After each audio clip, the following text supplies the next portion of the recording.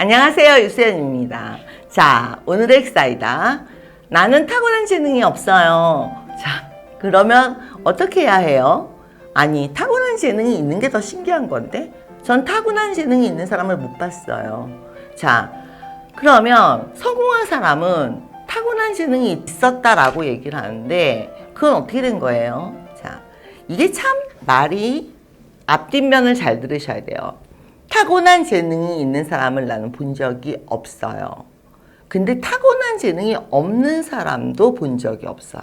이게 뭔 말이냐면 우리 누구나 타고난 재능이 몸 안에 숨겨져 있어요.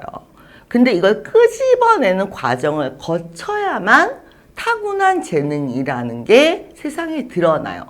내가 피아노 건반 한 번을 안 두드려 봤어. 피아노를 잘 칠지 안 잘 칠지 어떻게 알아? 스케이트 한 번 안 타봤어. 스케이트를 잘 탈지 안 탈지 어떻게 알아? 이런 도전들. 예를 들어서 나는 공부를 마음먹고 한 달이든 두 달이든 죽기 살기로 한번 파봤어. 내가 그래야 공부를 잘하는지 못하는지 이공계인지 나오는 거 아니에요. 근데 가만히 있어. 이렇게 가만히 다소곳이 이러면서 재능이 막 몸에 툭툭 튀어나오길 바래. 그러지 않아요. 재능이란 건요, 여러분들이 타고날 때 다 세포 안에 들어있어요. 그런데 그 재능은 여러분들이 나이를 먹을수록 자연 소멸돼요. 왜? 자기가 그거를 세상 밖으로 끄집어내지 않으니까 내 안에서 자연 소멸되는 거예요.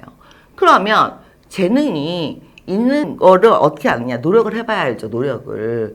그런데 노력이라는 거를 그러면 무엇부터 해야 되냐? 닥치는 대로 해봐야죠. 세상에 직업이 1700개라는데 그 중에 내가 어느 쪽에 재능이 있는지는 내가 가서 몸으로 부딪혀 봐야지 하는 거죠. 가장 빠른 길은요. 가장 빠른 길은 내가 직접 경험해 본 길이 가장 빠른 길이다 라는 말이 있어요. 그러니까 무슨 얘기냐면 아니 직선 코스가 가장 빠르겠죠. 그런 거 말고요. 예를 들어서 이 배를 타고 저 강을 건너려면 여기서는 급류를 타주고 여기서는 노를 왼쪽으로 저어주고 여기서는 돛을 내려주고 여기서는 돛을 올려주고 이로써 강을 빨리 건너는 방법을 획득을 하는 거예요. 그런데 그 강을 한 번도 안 건너봤어. 그럼 내가 그 강을 건너는 제일 빠른 길을 아는지 모르는지 나도 모르죠. 안 건너봤는데. 그래서 타고난 재능은 다 있어요. 그런데 그 재능은 끄집어내려는 노력이 없이는 세상 밖으로 절대 나오지 않아요.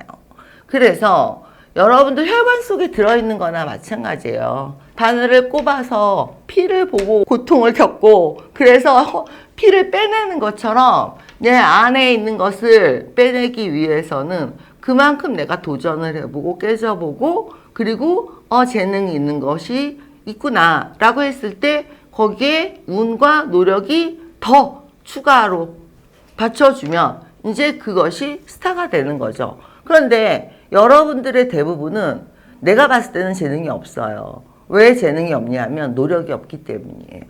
도전이 없기 때문이에요. 그래서 여러분들의 재능은 여러분들 같이 무덤으로 갈 거예요. 한 번도 세상에 밖에 나와보지 못하고. 그래서 재능이 없다라고 하는 거예요. 타고난 재능, 글쎄, 타고난 재능 탓을 하는 사람이 몇 가지 노력을 해보고 타고난 재능 탓을 하는지 모르겠어요. 타고난 재능이 없다는 거에 대해서는 자기 책임이에요. 본인 책임. 본인 안에서 본인이 죽인 거예요. 소멸시킨 거예요. 그렇기 때문에 늙어서는 안 나오거든요. 걔가 아무리 노력을 해도. 그래서 젊었을 때 자기가 자기 재능을 다 괴사시킨 거예요. 내 안에 썩은 시체들이 널브러져 있어요. 여러분들 고인물은 아세요? 고인물은 썩어서 악취가 나요. 냄새가 나요. 그래서 내가 나 자신에 대한 경멸이 생기는 거고 나 자신에 대해서 나 자신을 사랑하기 힘들어지는 거예요. 흐르는 물이 되셔야 되고 노력과 도전을 하셔서 재능이 금 캐듯이 계속 흔들어서 물과 모래 사이에서 계속 빼내듯이 빼내셔야 합니다. 타고난 재능이 없어요. 이분은 나는 게을러요 라고 말씀하신 것과 똑같은 얘기입니다. 똑같은 말을 저한테 하신 거예요.